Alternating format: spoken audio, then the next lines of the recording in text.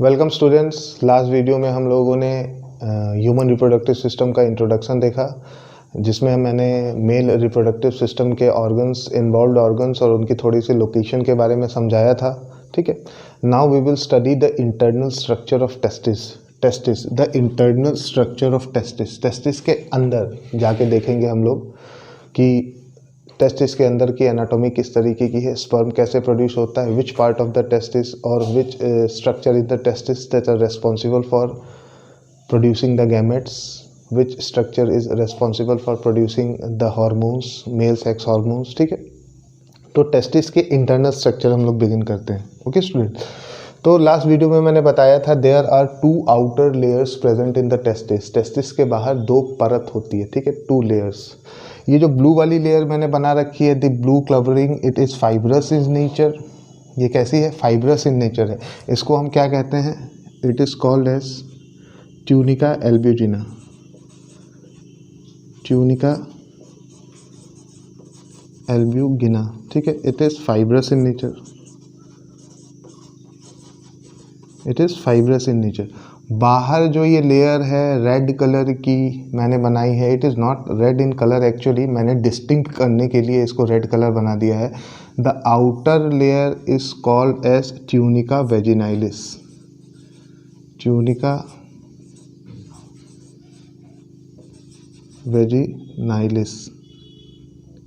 Tunica vaginalis. ठीक है, तो हमारे टेस्टिस के बाहर 2 लेयर होती है, पहली वाली ट्यूनिका एल्ब्यूजिना और दूसरी वाली ट्यूनिका वेजिनाइलिस। ठीक है, अब टेस्टिस के अंदर चलते हैं। ये तो इसके बाहर का स्ट्रक्चर हो गया। जो ये ट्यूनिका एल्ब्यूजिना वाली लेयर्स है, उससे इन फोल्डिंग्स निकलते हैं। What do understand by in foldings? कि जो ट्यूनिका एल्ब्यूजिना वाली लेयर है, उसी से हमें इन फोल्डिंग्स देखने को मिलेंगे, इस तरीके के। ठीक है, इस तरीके के इन फोल्डिंग्स हमको देखने को मिलेंगे। इन फोल्डिंग्स को हम क्या कहते हैं? They are called as testicular lobules. इस इन फोल्डिंग्स को हम कहते हैं टेस्टिकुलर लोब्यूल्स, मतलब, या फिर इसको हम टेस्टिकुलर सेप्टम भी कह सकते हैं। These in foldings which are arising from the tunica albuginea are called as testicular septum. Testicular septum. ठीक है, मतलब ये टेस्टिस को इंटरनली छोटे छोटे कंपार्टमेंट्स में डिवाइड करता है। ठीक है, टेस्टिकुलर सेप्टम है, वो क्या करेगा? टेस्टिस को कंपार्टमेंट्स में डिवाइड कर देगा। ठीक है, एक कंपार्टमेंट को हम क्या कहते हैं? It is called as lobule. It is called as lobule. ठीक है, अब ऐसे कितने कंपार्टमेंट्स प्रेजेंट होते हैं? There are around 100 to 300 compartments that are present. इस तरीके के कितने लोब्यूल्स प्रेजेंट होंगे? 100 to 300 लोब्यूल्स हर टेस्टिस में। ठीक है, in each testis these types of compartments कितने प्रेजेंट होंगे? 100 से लेकर 300 तक। ठीक है, अब इस कंपार्टमेंट के अंदर लोकेटेड क्या होता है, चलो देख लेते हैं। इस कंपार्टमेंट के अंदर लोकेटेड होते हैं हमारे सेमिनिफेरस टिब्यूल्स। सेमिनिफेरस टिब्यूल्स क्या होते हैं? These are the structures that are going to give rise to the sperm. ठीक है, या फिर गैमेट्स को प्रोड्यूस करेगा।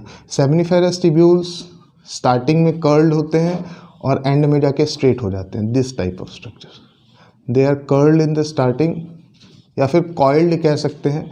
स्टार्टिंग में ये कॉइल्ड होते हैं और एंड में जाके स्ट्रेट हो जाते हैं। ठीक है, these structures are called as seminiferous tubules. इन स्ट्रक्चर को हम क्या कहते हैं? Seminiferous tubules. ठीक है, तो हर एक कंपार्टमेंट में या फिर हर एक टेस्टिकुलर लेब्यूल में 1 to 3 एक्चुअली टोटल कितने प्रेजेंट होते हैं? या तो 1 हो सकता है या तो 3। 1 to 3। तो अगर हम लोग हिसाब लगाया जाए कि कितने एक टेस्टिस में कितने लोब्यूल्स हैं, 100 to 300, हम हमेशा मैक्सिमम वाला लेते हैं। ठीक है, तो अगर एक लोब्यूल में 3 सेमिनिफेरस टिब्यूल्स प्रेजेंट हैं, तो टोटल 300 लोब्यूल्स में कितने हो सकते हैं? 300 into 3 that is 900। Seminiferous tubules. तो एक टेस्टिस में अप्रॉक्सीमेटली 900 सेमनीफेरस टिब्यूल्स प्रेजेंट होते हैं, ठीक है। अब नेक्स्ट हम लोग देखते हैं ये सेमनीफेरस टिब्यूल ओपन कहाँ होते हैं जाके, ठीक है। दिस सेमनीफेरस टिब्यूल, ये देखो सेमनीफेरस टिब्यूल्स हर कंपार्टमेंट में प्रेजेंट होंगे इस तरीके से। They are coiled in the beginning and straight at the end, coiled in the beginning and straight at the end, ठीक है। ये टेस्टिकुलर लोब्यूल्स कनेक्टेड रहते हैं एक दूसरे नेटवर्क में, ठीक है।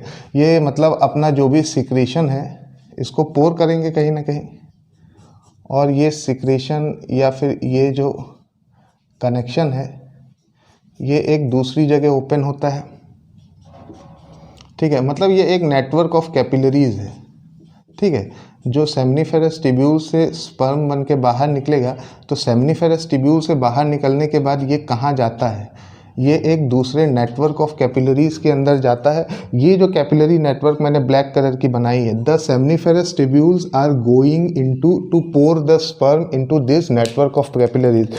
इस नेटवर्क ऑफ कैपिलरी को हम क्या कहते हैं, this structure is called rete testis. इस स्ट्रक्चर को हम कहते हैं रेटी टेस्टिस, ठीक है।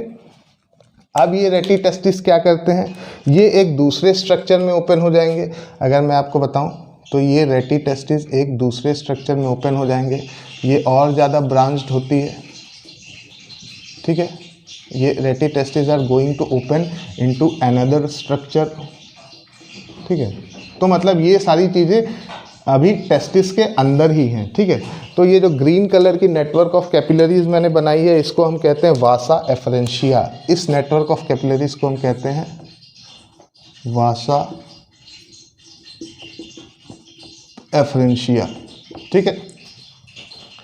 अब ये वासा एफरेंशिया फाइनली जो गैमेट्स हैं इनको टेस्टिस के बाहर निकालेगा और एक स्ट्रक्चर होता है एपिडिडाइमिस, उसके अंदर इसको पोर कर देगा। एपिडिडाइमिस का स्ट्रक्चर हम टेस्टिस के बाहर देखेंगे, वो दूसरे डायग्राम में मैं तुमको बताऊंगा, ठीक है। तो एक बार मैं तुम लोगों को रिवाइज करा देता हूँ, ठीक है।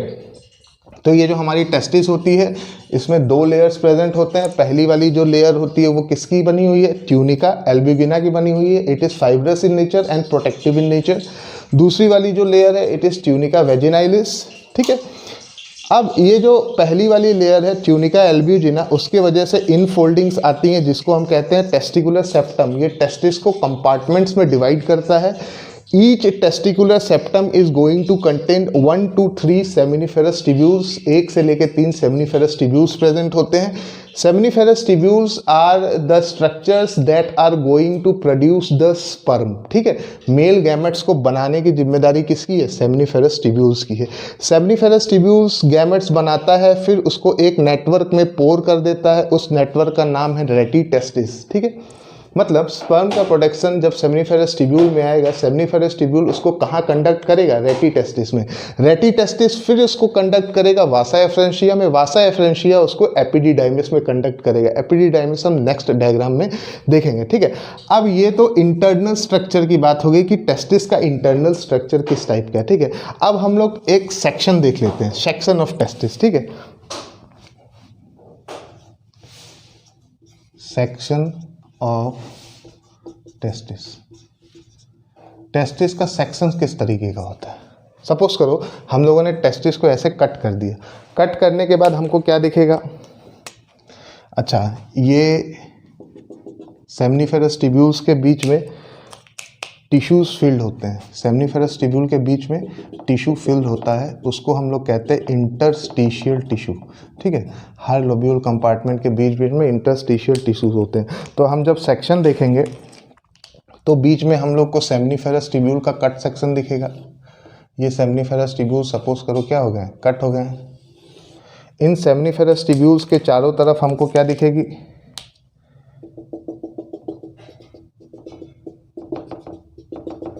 इन सेमनीफेरस टिब्यूल के चारों तरफ हम लोगों को दिखेगी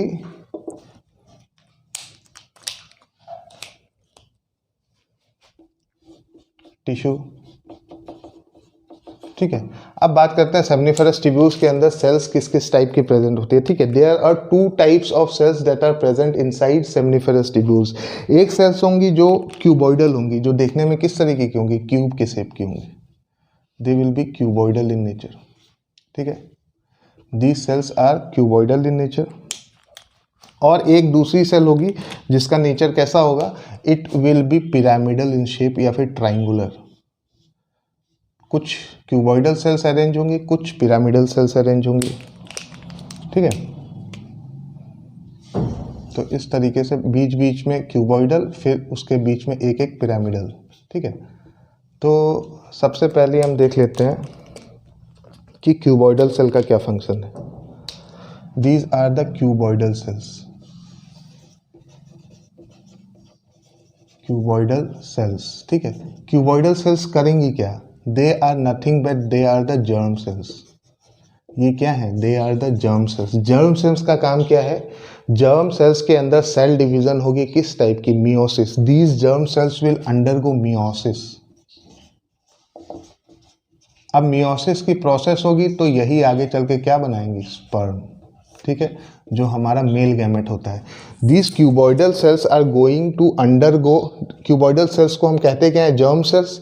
germ cells are undergoing cell division, that is meiosis, and going to give rise to the sperm, correct. अब आ जाते हैं इन क्यूबॉइडल सेल्स के ऊपर, sorry the pyramidal cells. Pyramidal cells, pyramidal cells को हम नर्स सेल भी कहते हैं। नर्स सेल क्यों कहते हैं, because they are going to provide nourishment, ठीक है। पिरामिडल सेल्स को हम नर्स सेल कहते हैं, या फिर इनका एनसीईआरटी वाला नाम क्या है, सर्टोली सेल्स, ठीक है। Sertoli cells are going to provide nourishment to the sperm. ये जो स्पर्म जब ग्रो कर रहा होगा तो ये इसको नरिशमेंट देगा, इसीलिए हम इसको क्या कहते हैं, पिरामिडल सेल्स, ठीक है। तो गैमेट्स का मतलब समझ में आया कि ये बीच में जो टिश्यू होता है सेमिनिफेरस के टिब्यूल के बीच में, उसको हम इंटरस्टिशियल टिश्यू कहते हैं। और हर सेमिनिफेरस टिब्यूल्स के अंदर दो टाइप की सेल्स होती हैं, एक क्यूबॉइडल सेल्स जिसको हम जर्म सेल्स कहते हैं। इन जर्म सेल्स के अंदर मियोसिस की डिवीजन होती है, and they are going to give rise to the male gametes, that is the sperm. और पिरामिडल सेल्स को हम सर्टोली सेल्स कहते हैं, they are nourishment cells, they are going to provide nourishment to the growing sperm, ठीक है। अब इसी interstitial tissue के बीच बीच में आपको क्लस्टर्स ऑफ सेल्स मिलेगी। क्लस्टर ऑफ सेल्स मतलब सेल्स के गट्ठर मिलेंगे, ठीक है। We will find some cluster of cells, ठीक है। इन सेल्स को हम क्या कहते हैं, these cells are called as Leydig cells. इनको हम कहते हैं लेडिक सेल्स। लेडिक सेल्स का काम क्या है, they are going to produce the hormone, ठीक है। हार्मोन क्या है मेल्स के अंदर, टेस्टोस्टेरोन, टेस्टोस्टेरोन, ठीक है। तो ये हम लोगों ने क्या देख लिया, सेक्शन ऑफ टेस्टिस। टेस्टिस के अंदर कौन कौन सी सेल्स हैं जो गैमेट्स प्रोड्यूस करने के लिए रेस्पॉन्सिबल हैं। Germ cells, they are responsible for producing the gametes. The Sertoli cells are responsible for giving nourishment to the germ cells, and the Leydig cells are responsible for producing the male hormones, ठीक है। यहाँ पे हम लोगों ने internal structure of testis को खत्म कर लिया ऑलमोस्ट, ठीक है। नेक्स्ट वीडियो में हम इंटरनल स्ट्रक्चर ऑफ ओवरी देखेंगे, ठीक है।